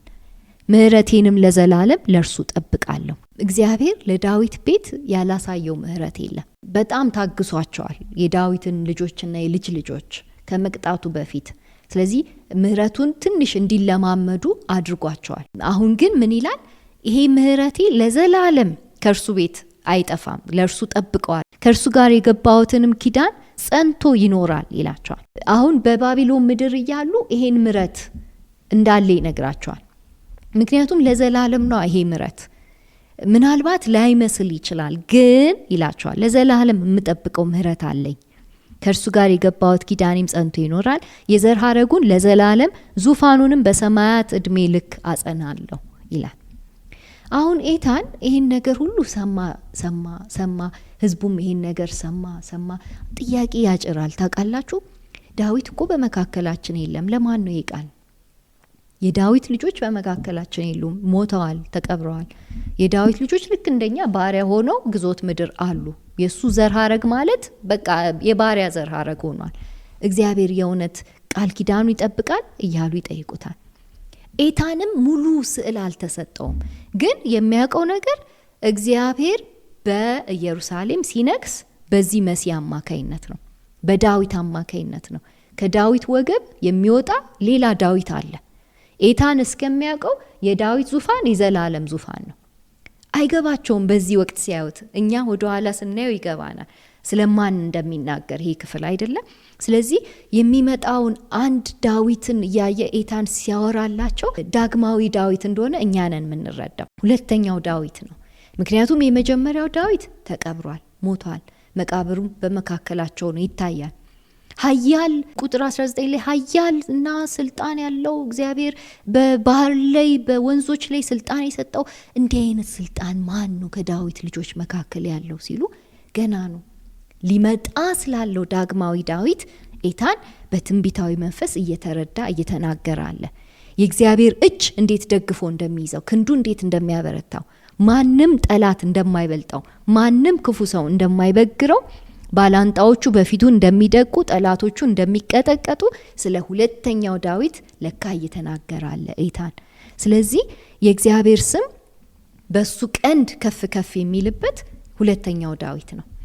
የእግዚአብሔር ስም ሊከብር ያለው በነገስታት ላይ የምድር ነገስታት ሁሉ ላይ ከፍ ከፍ ሊል ያለው ሁለተኛው ዳዊት ነው። ስለዚህ አሁን ትኩረታቸው በሙሉ ወደ ሁለተኛው ዳዊት ነው። ምን ይላሉ? በቃ መሲሁን እንጠብቅ፣ ይህ በቅዱስ ዘይት የተቀባውን እንጠብቅ። መሲህ ማለት እሱ አይደል? በቅዱስ ዘይት የተቀባ መሲሁን እንጠብቅ ብለው ፊታቸው ትኩረታቸው ሁሉ ወደ ሁለተኛው ዳዊት ሆነ። እንደው በመጣና ባቢሎንን ድምጥማጧን ባጠፋ፣ እንደው በመጣና ይህን የምድር ነገስታትን ጭጭ ባደረገልን ብለው መሲሁን ሲጠብቁ ያው ምድራዊ የሆነ ሐሳብ ይዘው ነው የሚጠብቁት። ምድራዊ የሆነውን አስጨናቂያቸው የሚመታ መሲ ይጠብቃሉ። የሚወጣው ከዳዊት ነው። ዙፋኑ ተተክሎ የእግዚአብሔር እጅ በላዩ ላይ ሆኖ የሚነግስ ነቢይ መሲ ይመጣል እያሉ ይጠብቃሉ። ሁለተኛውን ድምጽ ይጀምራል። ሁለተኛውን ራእይ ከቁጥር 30 ልጆቹ ሕጌን ቢተዉ፣ ደንቤን ባይጠብቁ፣ ስርዓቴን ቢጥሱ፣ ትእዛዜንም ባያከብሩ ኃጢአታቸውን በበትር በደላቸውን በጅራፍ እቀጣለሁ። ምሕረቴን ግን ከእርሱ አላርቅም፣ ታማኝነቴንም አላጓድልበትም፣ ኪዳኔንም አላፈርስም፣ ካፌ የወጣውንም አላጥፍም። አንድ ጊዜ በቅድስናዬ ምያለሁና ዳዊትን አልዋሸውም። የዘር ሐረጉ ለዘላለም ዙፋኑን በፊቴ እንደ ፀሐይ ጸንቶ ይኖራል። በሰማይ ታማኝ ምስክር ሆና እንደምትኖረው እንደ ጨረቃ እርሱ ለዘላለም ይመሰረታል ይላል። ከዛ የኪዳኑን አንዱን ክፍል ነግሯቸዋል። ከላይ ሁለተኛው ክፍል አለው፣ ትይዩ የሆነ ክፍል። የዳዊት ልጆች ሕጌን ከተዉ፣ ደንቤን ባይጠብቁ ማለትም ቶራውን መጀመሪያ ያወራነውን ያን ሕግጋቱን የሙሴን ሕግ ከተዉ፣ እግዚአብሔር በዚህ ሕግ ተዳደሩ ብሎ ሰጥቷቸዋል። ይህን የሚተዳደሩበት ሕግ ላይ ካመጹ፣ ልክ እንደነዛ አመፀኞች ካመጹ፣ እንደ አዳም እንደ ሔዋን በማይታየውም ዓለም እንዳመጹት ካመጹ፣ ስርዓቴን ቢጥሱ፣ ትእዛዜን ባያከብሩ ምን አደርጋለሁ ይላል? በበትር አይደለም፣ በበትር ኳ እሰጣቸዋለሁ ይላል፣ እቀጣቸዋለሁ። በደላቸውም በጅራፍ ጅልጥ እያደረግኩ እቀጣለሁ ይላል። ደስ የሚለው ለኢታን ሲነግረው በሰይፍ አይለው። እግዚአብሔር ሲቀጣ በሰይፍ ነው የሚቀጣው። ብዙ ጊዜ ትዕቢተኞችን አልመለስም የሚሉትን በሰይፍ ቆርጦ ይጥላል ነው የሚለው። ለነዚህ ግን ቆርጬ ይጥላሉ አይላቸውም። እየቀጣው መልሳለሁ ነው የሚላቸው። ማለትም እግዚአብሔር ቃሉን የሚጠብቅ አምላክ ነው፣ የማይጥል አምላክ ነው። ይህን ሕዝብ ጣለ ማለት፣ የዳዊትን ቤት ጣለ ማለት ዛሬም በቃ እግዚአብሔር እንዴት እናምነዋለን? ለዛሬ ማመን እኮ ያቅተናል። ስለዚህ አንዴ በቅድስናው ከማለ አልጥልሽም ከቶ አልተውሽም ብሎ ከማለልን ይህን አምላክ ማመን አለብን። እየቀጣ እንደማይጥለን አድርጎ ያመጣናል። ሊጥለን በማይችልበት መንገድ ውስጥ ይወስደናል።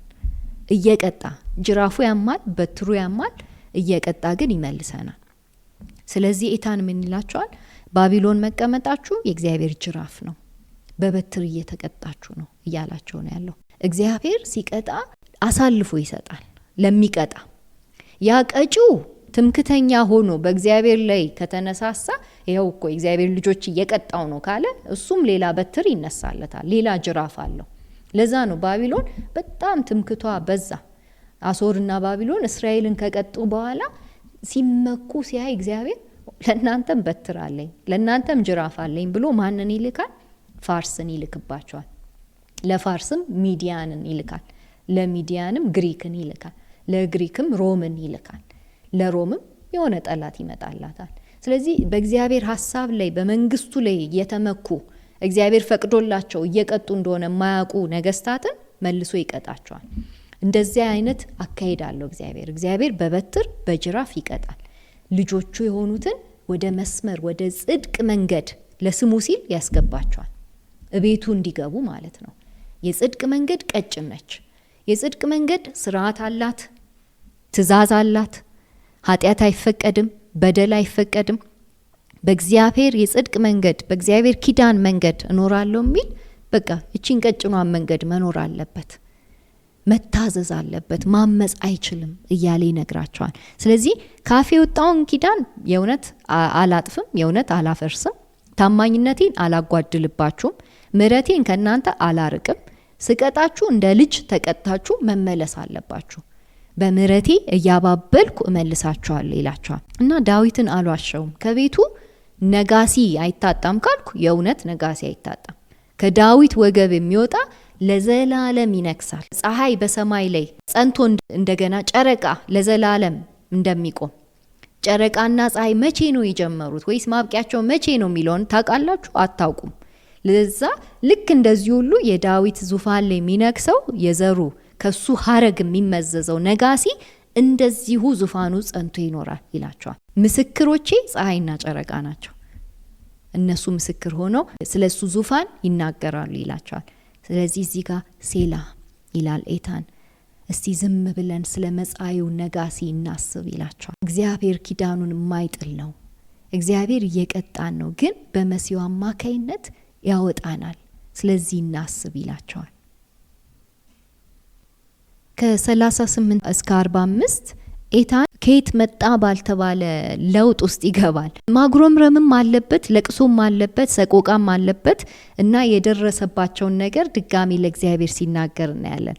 ኤታን ያው ሰው ነው። አሁን እግዚአብሔር ተናግሮት አሁን በትንቢት ኃይል ተሞልቶ መንፈሱ ተነቃቅቶ በርትቶ አሁን ደግሞ ትንሽ ዝቅ ሲል ደግሞ እናየዋለን። ስለዚህ እንደዚህ ይላል፣ አሁን ግን ናቅኸው፣ ጣልከውም፣ የቀባኸውንም እጅግ ተቆጣኸው፣ ከባሪያ ጋር የገባኸውን ኪዳን አፈረስ፣ የክብር ዘውዱን ትቢያ ላይ ጥላ አቃለልኸው፣ ቅጥሩን ሁሉ አፈራረስ፣ ምሽጉንም ደመሰስ፣ አላፊ አግዳሚ ሁሉ ዘረፈው፣ ለጎረቤቶቹ መዘባበቻ ሆነ፣ የጠላቶቹን ቀኝ እጅ ከፍ ከፍ አደረገ፣ ባላንጣዎቹም ሁሉ ደስ አላቸው፣ የሰይፉን ስለት አጠፍ፣ በጦርነትም ጊዜ አልረዳኸው፣ ግርማዊነቱን አጠፋህበት፣ ዙፋኑንም ከአፈር ደባለቅኸው፣ የወጣትነት ዘመኑን አሳጠርከው፣ እፍረትንም አከናነብኸው ይላል። ይሄ ንጉሳችን እኮ ተጣለ፣ ባንተ ፊት ተናቀ። ንጉሱ ተናቀ ማለት ህዝቡም ተናቀ ማለት ነው። ንጉሱ ተጣለ ማለት ህዝቡም ተጣለ ማለት ነው። ህዝቡን እኮ ነው አሳልፈ የሰጠኸው። እንደው እንዴት ኪዳንን ታፈርሳለህ ይለዋል ኤታን። እግዚአብሔር እኮ አፍርሶ አይደለም፣ ለኤታን የሚሰማውን ለቅሶ ነው እያሰማ ያለው። ኤታን ህዝቡንም ወክሎ በእግዚአብሔር ፊት ለቅሶ ያሰማል። ወይኔ ጌታ ሆይ ኪዳን አፈረስ እንዴ ይላል። ሰቆቃ ያሰማል።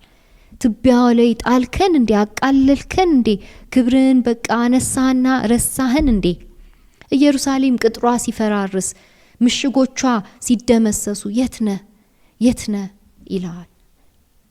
አላፊ አግዳሚ ሁሉ ሲዘርፋት፣ ያንተን ስም የሚያቃልል የሚያዋርድ ሰው ሁሉ ሲዘርፋት የትነ። ለጎረቤቶቿ መዘባበቻ ስትሆን ኢየሩሳሌም ህዝብ ዳዊት የዳዊት ልጆች የትነ። ጠላቶቹ ቀኝ እጃቸው ከፍ ከፍ ሲደረግ የትነ። ባላንጣዎቹ ደስ ሲላቸው የትነ። ለጊዜው እንደዛ ሆኗል። በእርግጥ ቀኝ እጁ የእግዚአብሔር ቀኝ እጅ የመሲሁ ቀኝ እጅ ሳይሆን ከፍ ያለው ለጊዜው የጠላቶች ቀኝ እጅ ነው ከፍ ከፍ ያለው። የባላንጦቻቸው ደስታ ነው እልልታቸው የሚሰማ ያለው። ከዛስ የሰይፉን ስለታጠፈ ማለትም ዳዊት የሚመዘው ሰይፍ፣ የጦርነት ሰይፍ፣ ያ ብርቱ የሆነው ጦር አዝማቻቸው ሰይፋቸው ታጠፈ። መዋጋት አልቻሉም፣ ማሸነፍ አልቻሉም። ድሉ አሁን የሌላ ሆነ። በጦርነት ጊዜ እግዚአብሔር አረዳችሁም አላቸው። ባቢሎናውያን መጥተው ሲወስዷቸው ሲያግዟቸው እግዚአብሔር ዝም አለ። ግርማዊነታቸው ጠፋ። የእግዚአብሔር ክብር በላያቸው ላይ ያለው መፈራት ጠፋ። ዙፋኑ የዳዊት ዙፋን ከአፈር ተደባለቀ፣ እንኳን ለዘላለም ሊቀጥል። የወጣትነት ዘመኑን አሳጠርከው፣ እፍረትንም አከናነብከው ይላል። ይህንን ኤታን ሲናገር በእውነት ስለ መጀመሪያው ዳዊት የሚያለቅስ ይመስላል አይደለም? ስለ ሁለተኛው ዳዊት ነው እያለቀሰ ያለው። ሁለተኛው ዳዊት ላይ ጠላቶቹ ሲያይሉበት ያያል። ኤታን ሲፈራርስ ያያል። ሰውነቱ ሲፈራርስ ያያል። አላፊ አግዳሚ ሁሉ ሲዘብትበት መዘባበቻ ሲሆን ያያል። የጠላቶቹ ቀኝ እጅ ከፍ ከፍ ሲል ያያል። በጦርነት ጊዜ እግዚአብሔር ዝም ሲለው ያያል። መፈራቱ ሲጠፋበት ያያል። ያ ይነግሳል የተባለው ሁለተኛው ዳዊት ዙፋኑ ከአፈር ሲደባለቅ ያያል። የወጣትነት ዘመኑ ሲያጥርበት ያያል። እፍረትን ሲከናነብ ያያል። ኤታን ከሚያየው በላይ ለመረዳት ቢቸገርም በዛ ዘመን፣ እኛ ግን አሁን እንረዳለን። ሁለተኛው ዳዊትም ተጥሎ ነበር። ሁለተኛ ዳዊት ተቀብቶም ቢሆን እግዚአብሔር የተቆጣው ያህል ሆኖበት ነበር። ቁጥር 38 እንደሚለው እንደተናቀ እንደተጣለ ያ የተቀባው እጅግ ተቆጣው እግዚአብሔር። ሁለተኛው ዳዊት በራሱ ኃጢአት ምክንያት አይደለም እንደዚህ የወደቀው። የመጀመሪያው ዳዊት ያው ልጆቹ የሰሩት ኃጢአት ባጭሩ እንዲቀጩ አድርጓቸዋል። ሁለተኛው ዳዊት ለህዝብ ኃጢአት ሲል ነው ባጭሩ የተቀጨው አይደለም። ለህዝብ ኃጢአት ሲል የህዝቡን ኃጢአት ተሸክሞ ነው የእግዚአብሔር ቁጣ ያረፈበት። ስለዚህ ሁለተኛው ዳዊት የፈራረሰው ከሱ የተነሳ ሳይሆን ከተሸከማቸው ህዝብ የተነሳ ነው የፈራረሰው። ለአላፊ አግዳሚው መዘባበቻ ነው። ሰይፍ ኖሮት ሳለ የተሳለ ሰይፍ ኖሮት ሳለ ታጠፈ። ያ ሰይፍ ይችላል ኢየሱስ መዋጋት ይችላል፣ በጦርነት ጊዜ ማሸነፍ። እግዚአብሔር ግን ዝም እንዲል አደረገው ይላል። ሴላ ይላል። ካፈር ተደባልቋል ብሎ ነበር ያቆመው። አሁንም ይቀጥላል 46 እግዚአብሔር ሆይ ይህ እስከ መቼ ይሆናል? ራስህንስ ለዘላለም ትሰውራለህን? ቁጣህስ እንደ እሳት የሚነደው እስከ መቼ ነው? ዘመኔ ምን ያህል አጭር እንደሆነች አስብ። የሰውን ልጆች እንዲያው ለከንቱ ፈጠርካቸው። ሞትን ሳያይ ሕያው ሆኖ የሚቀር ሰው አለን? ራሱን ከሲኦል እጅ ማዳን የሚችል ማን ነው? ይላል። በቃ አፈር ውስጥ ገብቷል ይሄ የተቀባ። እንደው ይሄ ነገር እስከ መቼ ይሆናል? እስራኤል በባቢሎን ምድር ሞገሷን አታ ክብሯን አታ ልክ ካፈር እንደ ተደባለቀች ሆናለች። ይሄ እስከ መቼ ይሆናል? ራስን ለዘላለም ከእስራኤል እስከ መቼ ትሰውራለህ? ፊትህን ስታበራልን ነው እኛ ደስ የሚለን እንጂ ራስህን ፊትህን ስትሰውርብን አይደለም ይላል። እነዚህ ጥያቄዎች የሚደጋገሙ ጥያቄዎች አሉ። ኦልሞስት እስኪጨርስ ድረስ ታወቀ ምላሽ ነው። ቁጣስ እንደ እሳት የሚነደው እስከ መቼ ነው ይላል። እስከ መቼ ነው የሚታወቀው? በእግዚአብሔር ዘንድ ነው። እግዚአብሔር የሚቆጣበትን ዘመን የሚያበቃበትን ዘመን ያውቃል። ግን እኛ ስጋ ለባሾች ስለሆንን ይለዋል ጌታን እንዲህ ተቆጥተ ካፈር ተደባልቀን እንደው እንዳንቀጥል ይለዋል። ተቆጥተ በዚህ አጭር ዘመናችን ስለ እግዚአብሔር አውሩ ብንባል የእግዚአብሔርን ቁጣ ብቻ ነው የምናውቀው እንዳንል እባክህ አስበን ይላል። ቁጥር 47 ዘመናችን ምን ያህል አጭር እንደሆነች አስብ። በዚች ዘመናችን እንደው ለከንቱ አትፍጠረን፣ እንደው በቃ ጠፉ ለመባል አትፍጠረን። እስራኤል እኮ ተመርጣ ነበር። እስራኤል እኮ እግዚአብሔር ልጅ ነበረች። እስራኤል እኮ እግዚአብሔር በመካከሉ ሀልወቱ እንዲያድርባት የመረጣት ነበረች። ከዚያስ ጠፋች። ምን ስትሆን? ስትቀጣ። እግዚአብሔር ሲቀጣት ካፈር ተደባልቃ ቀረች አይባልብን። እባክህ በዚህ አጭር ዘመናችን ምህረትን እንቅመስ፣ ያንተ ምህረት ይብዛልን ይለዋል። ቁጥር 48 ሞትን ሳያይ ሕያው ሆኖ የሚቀር ሰው አለን ይለዋል። ማንም ስጋ ለባሽ ሰው የለም ሞትን ሳያይ የሚቀር። ራሱን ከሲኦል እጅ ማዳን የሚችል አለ? ማን ነው? አይ ኤታን የሚያየው ነገር በጥያቄ መልክ ያቀርብልናል። ኤታን እኮ እያየ ነው የሚናገረው። ስለ እስራኤል ሲጸልይ ስለ ሁለተኛው እስራኤል እያየ ነው ያለው። የመጀመሪያው አዳም፣ የመጀመሪያው እስራኤል፣ የመጀመሪያው ዳዊት ወድቀዋል፣ ሞተው ቀርተዋል። አሁን ከአፈር ከተደባለቁበት አፈር መነሳት ይችላሉን እያለ ይጠይቃል። አዎ ይችላሉ፣ እግዚአብሔር ታማኝ ስለሆነ። ሁለተኛው ዳዊት ደግሞ እንዴት አይችልም? ሁሉን ይችላል እግዚአብሔር። ሁለተኛውን ዳዊት ከሲኦል እጅ ማዳን ይችላል። ከሲኦል እጅ ያድነዋል። ኢየሱስን ከሲኦል ያስነሳዋል፣ ከአፈር ያስነሳዋል፣ ከሞት ያስነሳዋል። ሕያው ሆኖ መቅረት ይችላል ኢየሱስ። ከሰው መካከል ይህን የሚችል ማንም የለም። ከዳዊት ዘር መካከል ይሄን የሚችል ማንም የለም ከማን በቀር? ከኢየሱስ በቀር። ስለዚህ ሴላ ይላል፣ እረፍት ይወስዳል ኤታን። የሚያየው ነገር ሳይበዛበት አይቀርም። የመጨረሻው ክፍል ጋር ደረስን። ጌታ ሆይ ለዳዊት በታማኝነት የማልክለት የቀድሞ ምሕረት የት አለ? ጥያቄ። ባክህን ከዘፍጥረት ጀምሮ ያለው ያ ምሕረት፣ የቀድሞ ምሕረት፣ ከድሮ የምናውቀው ምሕረት አሁን ለዳዊት በማልክለት በማል ይገለጥ። ያ የማልከው ታማኝ የሆነ መሐላክ አሁን ይገለጥ። የታለ? አሁን ዛሬ እንየው። መሲ ስትልክ እንየው። መሐሪ ስትልክልን እንየው። ከባቢሎን ቀንበር ነጻ ስታወጣን እንየው። ዳግም ያንተ ልጆች ስንሆን እንየው። ዳግም ወደ ኢየሩሳሌም ወደ ሀልወት ስንመለስ እንየው። መላሻችን የታለ? አውጪያችን የታለ? የዳዊት ልጅ የታለ ይለዋል። በወንጌላት ውስጥ የዳዊት ልጅ ሆይ ማረኝ ሲሉ ጌታችን ኢየሱስ ክርስቶስ ቆም ይላል አይደለም? የፈለገ ቦታ ሲሄድ የፈለገ ቦታ መሄድ ቢኖርበት ቆም ይላል። የዳዊት ልጅ ኢየሱስ ሆይ ማረኝ ሲሉት ይሄን መሲህነቱን የተቀበሉ ናቸው ማለት ነው። ይሄን አውጪነቱን የተቀበሉ ናቸው። ካሉበት ባቢሎናዊ ከሆነ ሁኔታ ውስጥ ሊያወጣን የሚችል ይሄ የዳዊት ልጅ አሁን በመካከላችን እየተራመደ ነው ብለው የተቀበሉ ምን ብለው ይጮሃሉ? እውሩ ይጮሃል ወደ እርሱ የዳዊት ልጅ ሆይ ማረኝ ይላል። አንካሳው ይጮሃል። መስማት መናገር የማይችለው ይጮሃል። ስለዚህ መፍትሄን ይዞ ይመጣላቸዋል የዳዊት ልጅ። ኦኬ መሲህነቴን ከተቀበላችሁ ዘይቱ እኔ ላይ እንደሆነ ከተቀበላችሁ ብሎ መፍትሄ ሲሰጣቸው እናያለን። ስለዚህ ይህን መፍትሄ ነው ኤታን የተጠማው። ይህን መፍትሄ አምጣ። የታል ያ የማልከው መሲህ የታለ? በታማኝነት የማልከው በቅዱስነት የማልከው መሲህ የታለ?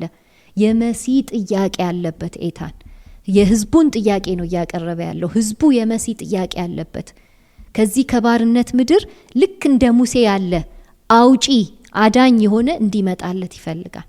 የታል ጌታ ሆይ መሲያችን የታል? በቃ ቶሎ ይምጣ። ጌታ ሆይ ባሪያ እንዴት እንደተፈዘበት የብዙ ሰዎችንም ነቀፋ እንደታቀፉ አስብ። ኤታን ህዝቡን ወክሎ ይጸልያል። ይሄ ህዝብ እንደ ህዝብ ተፈይዞበታል። ይሄ ህዝብ ነቀፋ ደርሶበታል። ነቀፋ ታቅፏል። አህዛቦች ናቸው ደግሞ የሚነቅፏቸው። ወይ የናንተ አምላክ አያድንም፣ የናንተ አምላክ የሚጥል የኛ አምላክ ነው የሚያሸንፈው ብለው ነቀፋ አድርሰውባቸዋል። ስለዚህ ምን ይለዋል እግዚአብሔር? ይሄን አስብ፣ ባንተ ላይ እኮ ነው ይሄ ነቀፋ የደረሰው። ህዝብ እንዲህ ሲጣል ያንተ ስም ነው የሚነቀፈው ይለዋል። ቁጥር 51 እግዚአብሔር ሆይ ጠላቶቼ የተሳለቁበትን የቀባኸውን ሰው እርምጃ የነቀፉበትን ሁኔታውን አስብ ይላል። አስብ እግዚአብሔር ሆይ ህዝብን የጣሉትን የነቀፉትን አስብ። ይሄ ጸሎት ለሁለተኛውም ዳዊት ለሁለተኛውም እስራኤልም ይሰራል። እግዚአብሔር ሆይ ባሪያን የቀባኸውን ያ አገልጋይህን ስድብ ታቀፈኮ ጌታችን ኢየሱስ ክርስቶስ አይደል? የብዙ ሰዎችን ስድብ፣ የማያምኑ ሰዎችን ስድብ፣ አንተ ራስን አድን የሚሉ ሰዎችን ስድብ፣ ጠላቶቹ የተሳለቁበትን የተፉበትን የቀባው ሰው እርምጃውን የነቀፉበትን ሁኔታ ኤታን ተመልክቷል። እግዚአብሔር የቀባው ሰው ሊደርስበት ያለው መከራ ኤታን አይቷል። ስለዚህ መሲሁን በመጠባበቅ ባለ ሁኔታ ሲጨርስ እናያለን። ለመሲሁ በመጸለይ መሲሁ ሊያስተዳድረው ስላለው ህዝብ በመጸለይ ስለዚህ ህዝብና ስለ መሲሁ በመጸለይ ይጨርሳል። ጥያቄ ያለበት ውስጡ የታለ መሲሁ? ያ አሸናፊው መሲህ አውጪው መሲህ የታለ ይላል። ከዚያ የመጽሐፉ ማለትም መጽሐፍ 3 ዛሬ ስንደመድም እግዚአብሔር ለዘላለም ይባረክ አሜን አሜን ብሎ ይጨርሳል። አርታዩ ብዙ ጊዜ መጽሐፎቹን ሲጨርስ መጽሐፍ 1 ከምዕራፍ 1 እስከ 41 ነው። ልክ 41 ላይ ሲጨርስ እግዚአብሔር ለዘላለም ይባረክ አሜን አሜን ይላል። መጽሐፍ 1 የጨረሰው በሲቃ ውስጥ ነው አይደለ? በሰቆቃ ውስጥ ነው። መጽሐፍ 2 ጋር ደግሞ እንመጣለን። መጽሐፍ 2 ከ42 እስከ 72 የጠበቅነው መሲህ ዳዊት መስሎ ነበረ ብሎ ነበር የሚጨርሰው ትዝ ካላችሁ። ዳዊት ግን ሸምግሎ ሞተ ብሎ ይጨርሳል። የእግዚአብሔር ስም ብሩክ ይሁን ከዘላለም እስከ ዘላለም መዝሙር 72 ቁጥር 18 እና 19። ልክ መጽሐፎቹ ሲያልቁ ሁሌ ውዳሴው አለ። ይሄ ውዳሴ የእግዚአብሔር ስም ከዘላለም እስከ ዘላለም የተባረከ ይሁን። መጽሐፍ 3 ዛሬ ጨረስን። መጽሐፍ 3 ከ73 እስከ 89 የዛሬው ቁጥር የመጨረሻው ቁጥር 52 የእግዚአብሔር ስም ከዘላለም እስከ ዘላለም ብሩክ ይሁን። መጽሐፍ 4 እንጀምራለን እንደ እግዚአብሔር ፈቃድ 90 እስከ 106 ነው። መጽሐፍ 4 106 ላይ ቁጥር 48 ላይ የእግዚአብሔር ስም ከዘላለም እስከ ዘላለም ይባረክ ይላል። ውዳሴው በሐረግ እየጨመረ ይመጣል መጽሐፎቹ በጨመሩ ቁጥር። መጽሐፍ 4 ላይ 4 መስመር ይይዛል ኦልሞስት። መጽሐፍ 5 ሲደመደም ሙሉ ምዕራፍ ይይዛል። መጽሐፍ 5 ከ107 እስከ 150 ነው። 107 እስከ 150 ስለዚህ 150 ሙሉ ምዕራፍ ውዳሴ ነው። ሃሌሉያ የእግዚአብሔር ስም ከዘላለም እስከ ዘላለም ይባረክ ይላል። ለምን እንደሚሉ ደግሞ እናያለን። መጽሐፍ 3 ምንን በመጠበቅ ነው የሚጨርሰው? መሲሁን በመጠበቅ እንደው መሲሁ በመጣ ይታለ እያለ ይጨርሳል። መጽሐፍ 4 ሲጀምር የሚገርማችሁ 90 ላይ ነው የሚጀምረው። ወደ ሙሴ ሕግ እንመለስ ብሎ ነው የሚጀምረው። እኛ እኮ ድሮም እዚህ ቅጣት ውስጥ የወደቅነው ከሕጉ ተላልፈን ከስርዓቱ ወድቀን ትእዛዛቱን አንታዘዝም ብለን አይደለም። ስለዚህ የሚያዋጣን ምንድነው? የሙሴ ሕግ ጋር መመለስ ነው ብሎ ይጀምራል። ስለዚህ ልክ የሙሴ ሕግ ጋር ሲመለሱ ሕግጋቱን ማሰላሰል ሲጀምሩ በተለይ መዝሙር 119 ላይ በሰፊው ያሰላስሉታል። የእግዚአብሔርን ሕግ ብዙ ስም አውጥተውለት ቃልን፣ ትእዛዝን፣ ስርዓትን በቃ ወደድኩት። ወይኔ ለካ በቃል ውስጥ ነው ሀልወት ያለው ይላሉ። ቤተ መቅደሱ ጋር አይደለም፣ ከተማይቱ ጋር አይደለም፣ ቃል ውስጥ ያንተ ሀልወት አለ ብለው ቃሉን ማጣጣም ሲጀምሩ ነገሮች መለወጥ ይጀምራሉ። ከባቢሎን የሚወጡበት መንገድ ይመጣል። እግዚአብሔር መንገድ ሲያበጅላቸው እናያለን። ከዛ ነው ሃሌሉያው የሚጀምረው። ከዛ የሃሌሉያ መዝሙራት ይጀምራሉ። ዋው እግዚአብሔር በፋሲካው ዘመን በዘጸአቱ ዘመን ያደረገልን መውጣት ዳግም ሊሆንልን ነው፣ ዳግም ዘጸአት ሊሆንልን ነው ብለው ሃሌሉያቸውን ማሰማት ይጀምራሉ። መጽሐፍ 5 ሙሉን ሃሌሉያ ነው ማለት እንችላለን። ለምን? የሚመለሱበት ዘመን ስለደረሰ ወደ እግዚአብሔር ማንነት ውስጥ በበቃ በሙሉ ኃይላቸው ወደ ጽዮን ሊወጡ ነው። ስለዚህ ሃሌሉያቸውን እያሰሙ የሚቀጥሉበትን ክፍል እናያለን።